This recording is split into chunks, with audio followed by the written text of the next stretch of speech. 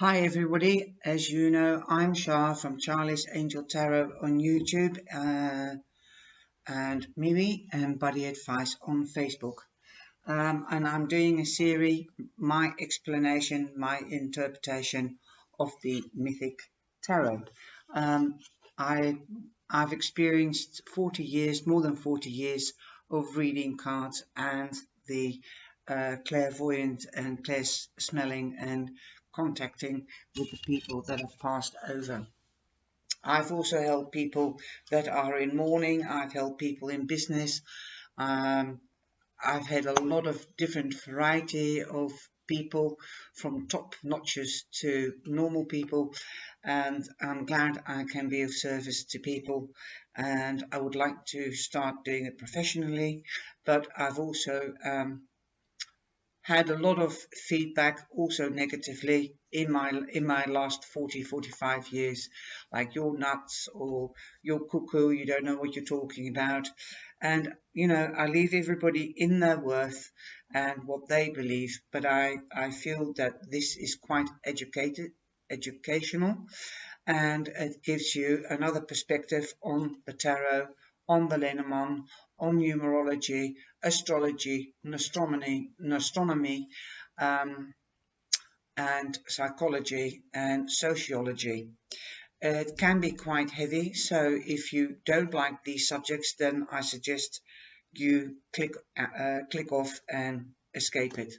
But if you like fairy tales and myths, myths are sort of like fairy tales, but they're based on truth and suspicions and things like that, folklore. And this book is actually, the Mythic Tarot is on a folklore, or is translated by people that are pagans. Now, if you don't know what pagans are, then I suggest you look the word up. But pagans is a sort of group of people that have certain beliefs, nature, they love nature. Usually they're vegetarians. I don't want to comb them over one. I don't want to cover everybody over the same comb, as they say in Dutch. My English isn't very good because I do speak two languages, and I have had um, two car accidents, and I had to learn my speech back. And I'm a life coach, and I also do this to show people there is a beginning after an issue like a car accident. So if you fight long enough and if you're determined long enough, then you can come back to what you were, but perhaps not as perfect as you were. And I'm thankful that I can talk again, and I would like to talk even more now, I suppose. I'm a typical Gemini, and I like to share the information that I've learned. You can't squash 40 years, 45 years into 10 minutes or 20 minutes, and that's why I'm doing a series of it. I do get tired and stumble over my words if I talk too long, and because it's a heavy subject, I do it easily, bit by bit, and then you can look forward to the next story. I call it my bedtime story for everybody else, and because you can just listen to it. Today we are going to do the Hierophant. Like I said, there's a lot behind the cards. The cards, the two ladies that have written the book are Juliet Sharman and Berg and Liz Green. I'll hold the book in front of you, so if you would like to get the book, then you can look it up on Amazon, and it's slightly different colored now. The new version, that's the old book. The new version will be more like this, the purple. The cards that I use are the Mythic Tarot, and this is the new series. I suppose they would want to keep it vibrant and exciting, so that the younger generation is interested as well. If you would like to know how the tarot began, then I suggest you go to part 1. But the tarot, like I said, these ladies said it is about 400 or 500 years ago that the tarot came out of the closet because it was mystic, mysterious, witchcraft, blah blah blah. But nowadays it's more accepted. And indeed, when I was younger, it was taboo, and you were nuts, or you were the village nut. But now I'm not so I'm not scared to say to people I do tarot. They look at you as if you're strange, but never mind. Uh, they don't know how much is involved in the cards, and that's why I would like to explain it. Also because I'm not racist, also because I think everybody should have their own faith and respect each other's faith and each other's beliefs. And I've had a lot of people in the tea room saying you witch and this, that and the other, and they just get automatically blocked, because I believe that you're tiny-minded, that they are tiny-minded if they start cursing me and swearing. That's not showing respect to your beliefs. I'm not going out to their channel and cursing them. So treat and treat alike. And that's what I do. And perhaps this might help those people that are misfortunate or less fortunate in their understandings, and to get their clarification, because their belief has also been incorporated in the cards, their myths, their history, and they should know that if they know their book. All right. This is the Hierophant, and here the Hierophant is depicted as half man, half horse. Now, the first time that I saw this, I thought, oh, that is Sagittarius, but nothing is so untrue. Like I said, nothing is so untrue. But that's the mythical side, and that's the pagan side. Each deck looks different. This is the traditional deck from Rider-Waite Tarot, and this is how the Hierophant is depicted in the traditional deck that is worldwide renowned. Here you can see the High Priestess dressed up in his glory and his riches, and the cathedral or the church with the priest below him, and one is theory, one is practical, and here you've got the conscience, the keys of the conscious, the subconscious and the conscious, and the rich royal robes. Now, I've taken this card out of that deck to show you the difference. Now, if you are a beginner at learning tarot, then you might say, oh, that is Sagittarius. And what does he stand for? Now, this card has no number. If I don't have a name, I wouldn't know who he was, but if I was inexperienced. But as you can see, he's number 4, and in this deck, he's number 5, because we first have the Fool, then we have the Magician, then we have the Empress, and then we have the High Priestess, and then the High Priest. And he's also known as the Hierophant. He is number 5 in this book. I'll show you so you know that I'm not fibbing.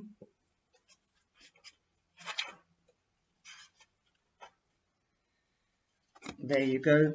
He's number 5, just there. And so number 5 means hold on. Number 5 means a new vision, and a different perspective, freedom, and in numerology. So when a card has a number, some readers use it for the numerology as well. He represents Taurus, because in other decks he also has the crown of, or the horns of the steer, and here he's not depicted in the steer. So, but if you are an astrologer, or then they would regard him as Taurus. And in some decks they would say also Aries. So I suppose it will be the end of Aries, beginning Taurus, because Taurus starts in April. He's quite an intriguing man because he's got different layers. He's got religion, he's got spirituality, he's got the judge and jury, he's the advisor, he's the teacher, and he's got the wisdom. So because he's got the wisdom, he's the head of the church. He's learned the law, he's learned the life, he's got life experience, but in my vision, he hasn't got experience of being the family man or the father.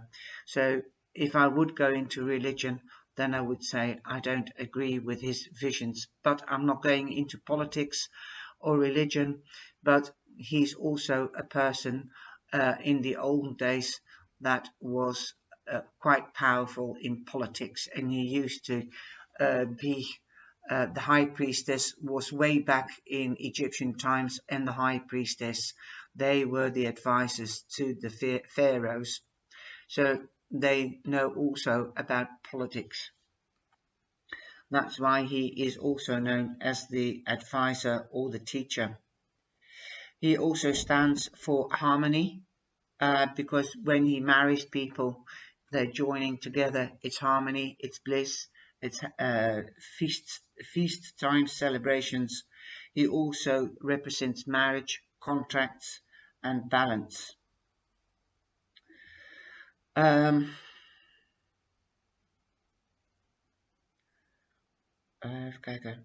high priestess in the pagan is totally different. He's not in rich robes and the keys of the conscious.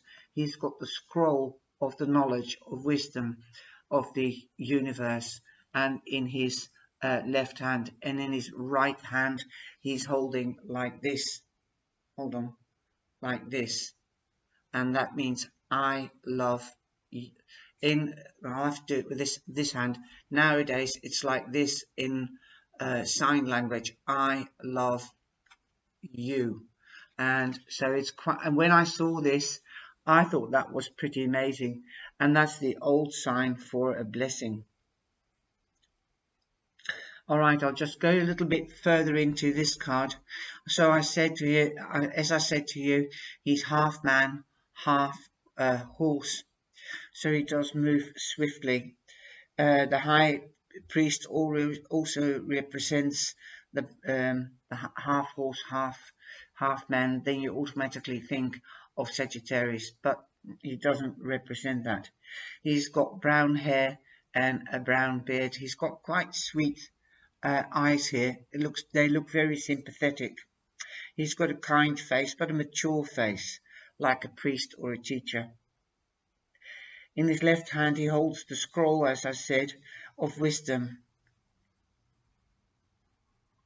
Like his counterpart, the high priestess, she holds the book of wisdom. In his left hand he has held up an ancient sign of blessings. Nowadays it means I love you in sign language.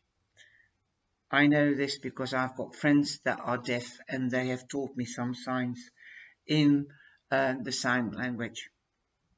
It's also beautiful because it's a quiet language, and yet you can converse.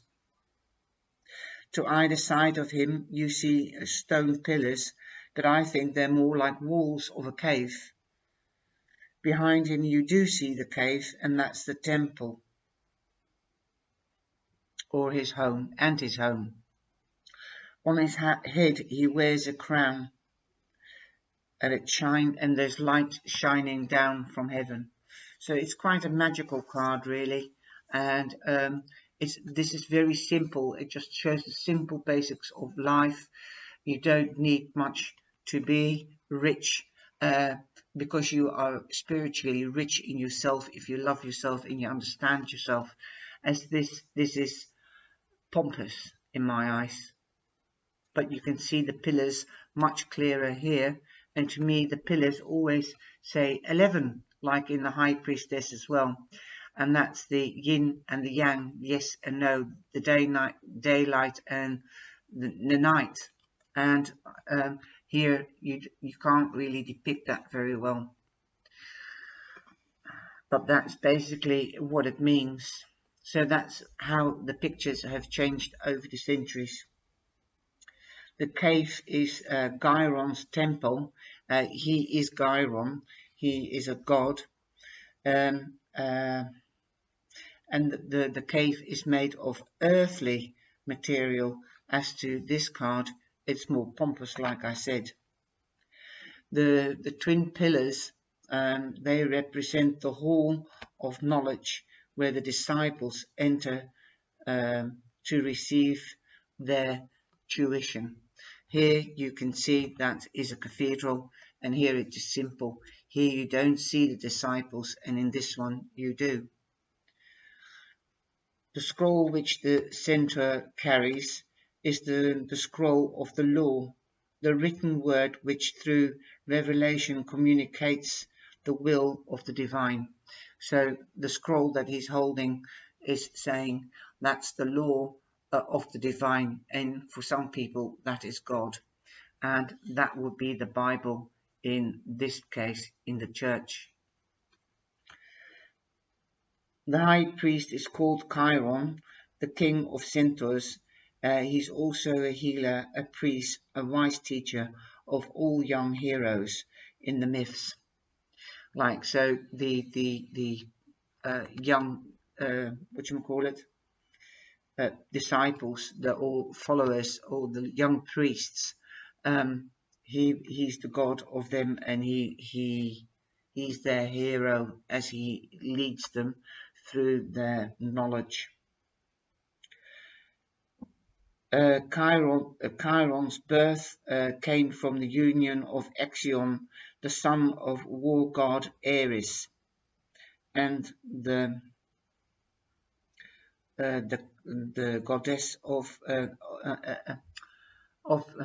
sorry, I'll start again. Chiron was birthed from the union from Ixion, the son of war god Ares, and the cloud that Zeus made in an image of his wife, Queen Hera, to prevent the real thing from happening. He loved his wife that much, he didn't want to share her with anybody else, with Ixion. So Centaur was educated by Apollo, the sun god, and Artemis, the moon goddess. Artemis, sorry. Centaur became the wise and well learned in all kinds of wisdoms and spiritual teachings. That is why he was made the king of Centaur. So he's the king of Centaur. So he's the king of the disciples that have to learn the wisdom, yeah, let's get on with it. His duty was teaching young Greeks from good noble homes, like princes, etc., the spiritual values of life and respect of the divine law, before they learned the arts of the of rule, before they actually became kings themselves. So before they had to learn the values of life and the spiritual side of life before they became kings. And that's the arts of rulership and the arts of war. Chiron could not heal himself because Chiron was accidentally hit by an arrow of, I think, Hydra. And hold on, I'll just have to check this. No, he was hit by Hercules that was trying to slay the dragon, and that was a 9-headed dragon, I believe. And the arrow from Hercules was poisonous, and so yeah, he couldn't hurt. He's a healer, and he knew everything about herbs and potions and things like that, but he couldn't heal himself. And because he couldn't heal himself, he had to live his whole life through pain. So that's where in this card we know that priests used to thrash themselves. That's why you've got the whip and the broom in the Lenormand, and that's, again, you can see the cards being related to the tarot cards, but it's totally different. But they come in again. So the broom and whip, the priests used to bash them so they would know what suffering would be like and pain. It's crazy, but that's the story behind it. He knows the secrets of the herbs and plentiful, but Chiron could not heal himself because he was immortal. Therefore he had to suffer, and he was condemned to a life of pain and sacrifice of all worldly happiness, and devoting his time to teaching and spiritual wisdom. He is also known as the wounded healer, so that he could understand others that were suffering and that were in pain. Therefore, he could seek higher and further than the normal priest, and that's why he became also the head of the priests, the god. He is also the inner spiritual teacher, the priest that establishes a link between the ordinary world of conscious and the subconscious, the intuitive knowledge of the gods and the universal law, while Persephone, that's the high priestess, the daughter of Dimitri, she was the elusive, the dark side, and could not comprehend by the intellect the world of Chiron.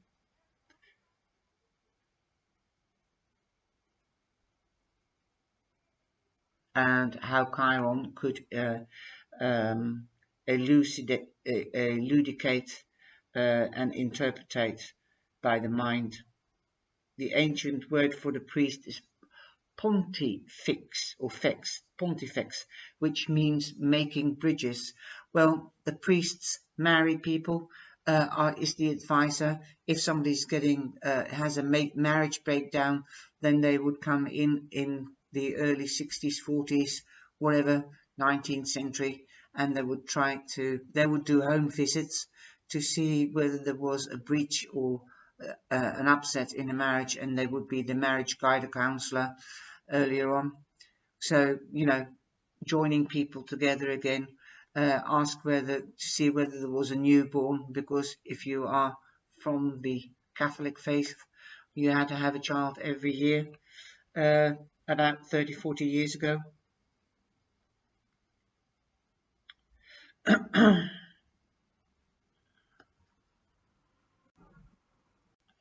So like I said, the priest joins man and woman, our conscious and subconscious, the theory and the practical, the spiritual and the earthly, and that should bring us balance. Thus different people experience God differently, and we come to our own spiritual understanding according to our own particular relationship with God, or some people call it another name, or the universe. And what that might mean is to every individual, and that's what I mean, that's up to every individual what that may mean. To me, God means Buddha. To me, God means Allah. To me, God means the universe. I don't care. I know there is a higher power, and there's something that brings us together. We are all part of it. All I care about is that it doesn't matter. That's why we should respect each other as an individual, and that choice I leave to everybody. All I hope is that it makes that one makes all that is. All we need is respect, understanding, honesty, and support for each other, and then you can't go wrong. And that's where I think a lot of misunderstanding is developed in the world, and that's why I think faith or religion, let me put it that way, not faith, religion and politics should stay out of our lives. We should have our own beliefs, just be honest, truthful, supportive, and respectful. And then there wouldn't be any wars or disagreements. I hope you agree with me on that one. Let me know your reaction and let me know what you thought of this little bedtime story, fairy tale, or myth. And I hope you've enjoyed it. Take care and God bless. And see you in the live sessions. Please share and like. Ciao, ciao.